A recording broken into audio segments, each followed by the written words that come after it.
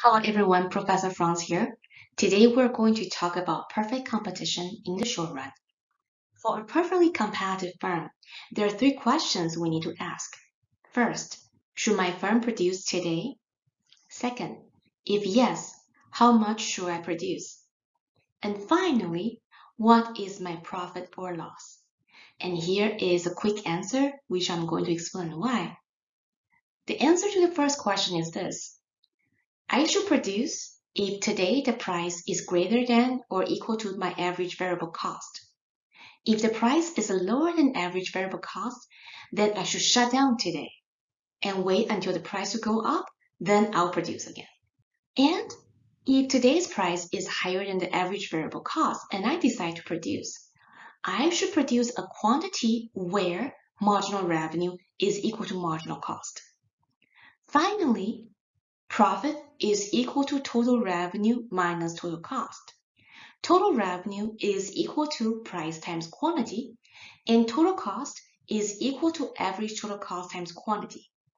And therefore, my profit is also equal to quantity times bracket price minus average total cost. So suppose price is higher than average variable cost and I decide to produce. Then I should always set my marginal revenue equal to marginal cost. If the marginal revenue is higher than marginal cost, then we're at quantity Q1. That means, hey, for each additional unit I produce, I'm bringing more additional revenue than the additional cost. Therefore, I should produce more.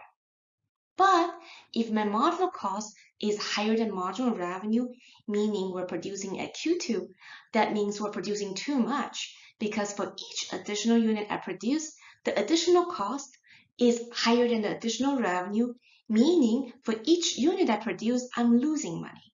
So I should produce exactly at quantity Q star where marginal revenue is equal to marginal cost. Here is my initial market equilibrium. The demand and supply determines the price. And once the price is determined, each firm is going to take the price as given, and the price is also equal to my marginal revenue. And I take a look at my marginal cost curve. I set marginal revenue equal to marginal cost to determine what is the quantity I should produce. Now, suppose there is an increase in market demand, so the market demand curve shifts from D to D prime.